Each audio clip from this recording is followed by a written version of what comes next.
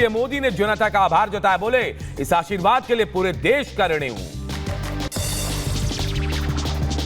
जीत के बाद बोले प्रधानमंत्री मोदी कहा, एनडीए के तीसरे कार्यकाल में देश लिखेगा बड़े फैसलों का अध्याय। एनडीए के तीसरी बार सरकार बनने पर पीएम ने बड़े लोकतंत्र की बताई जीत, बोले भारत के संविधान पर अटूट निष्ठा की जीत। भाषण में प्रधानमंत्री ने नीतीश और चंद्रबाबू का भी जिक्र किया। एनडीए ने आज बुलाई अहम बैठक, मीटिंग से पहले पीएम ने नीतीश नायडू को किया फोन, बैठक में बनाएंगे आगामी रणनीति।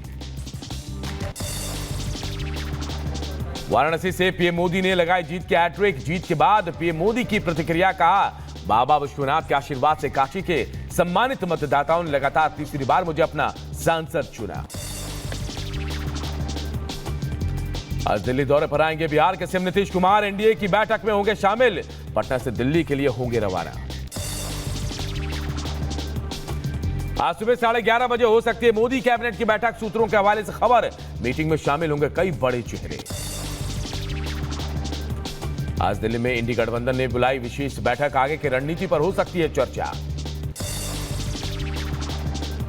इंडी गठबंधन की बैठक को लेकर बोले उद्धव, का पीएम पद के लिए उम्मीदवार का नाम कर सकते हैं तय। जम्मू कश्मीर के उधमपुर लोकसभा सीट से केंद्रीय मंत्री जितेंद्र सिंह ने तीसरी बार जीत दर्ज की, कांग्रेस उम्मीदवार चौधरी लाल सिंह को 1,24,373 वोटों के अंतर से हराया।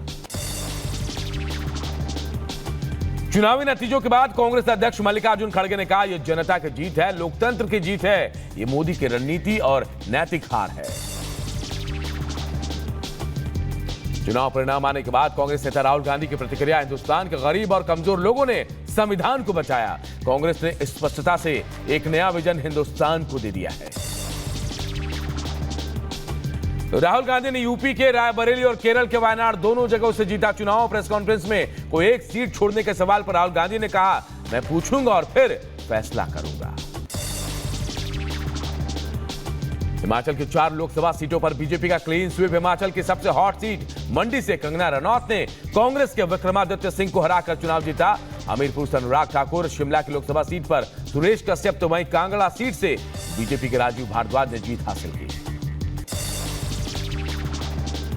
हिमाचल प्रदेश के हमीरपुर सीट से बीजेपी प्रत्याशी अनुराग ठाकुर ने लगातार 5वीं जीत अपने नाम की।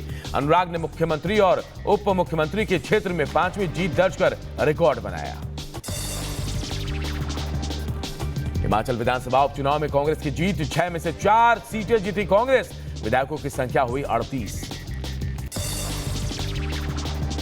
हिमाचल के सीएम सुखविंदर सिंह सुक्खू ने उपचुनाव के नतीजों पर कहा, यह जनबल जीती है, यहां धनबल हार गया है। दिल्ली की सभी 7 सीटों पर बीजेपी को जीत मिली। चांदनी चौक से प्रवीण खंडेलवाल, पूर्व दिल्ली से हर्ष मल्होत्रा, तो नई दिल्ली से बांसुरी स्वराज जीती।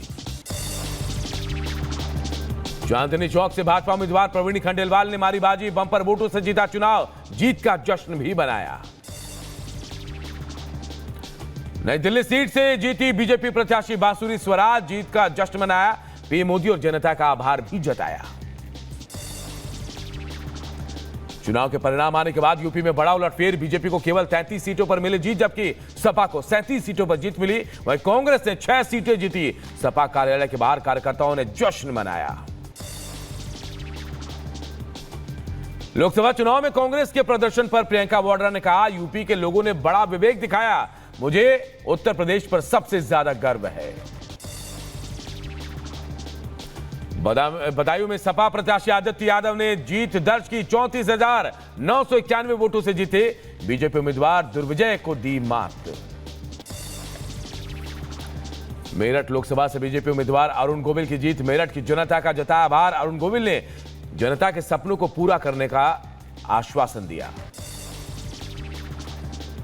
बिहार में 40 लोकसभा सीटों के नतीजे घोषित, बिहार में एनडीए का शानदार प्रदर्शन, बीजेपी और जेडीयू को 12-12 सीटें मिली। चिराग पासवान की पार्टी ने 5 सीटों पर चुनाव जीता, तो वहीं आरजेडी के खाते में 4, कांग्रेस को 3 सीटों पर जीत मिली है। लोकसभा चुनाव के नतीजों पर बोले बिहार के डिप्टी सीएम विजय सिन्हा का, देश की जनता ने एक बार फिर मोदी सरकार को चुना है।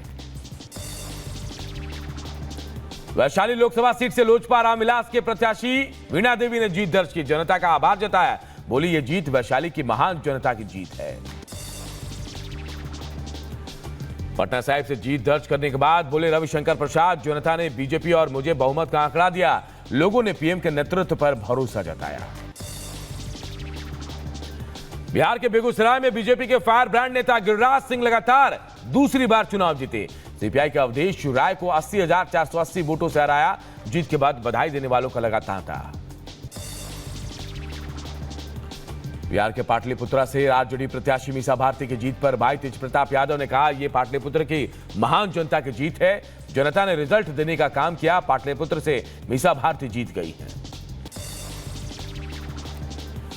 बिहार के हॉट सीट में शुमार पाटलिपुत्र लोकसभा सीट पर लालू की बेटी मीसा भारती ने चुनाव जीता। पिछले 2 लोकसभा चुनाव में हारने वाली मीसा भारती ने तीसरी बार में बीजेपी के रामकृपाल यादव को करारी शिकस्त दी।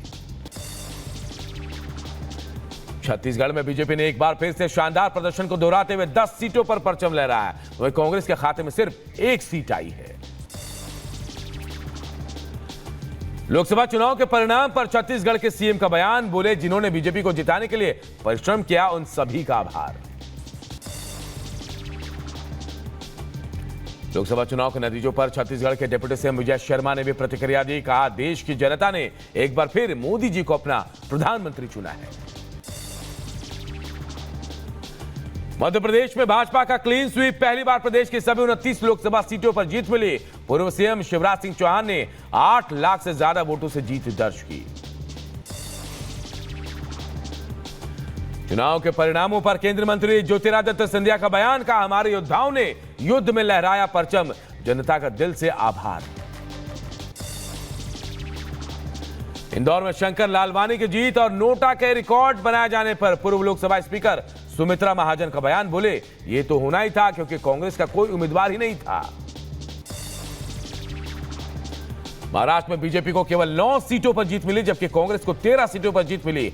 शिवसेना 9, एनसीपी 7, शिवसेना 7 और एनसीपी 1 सीट पर जीती है।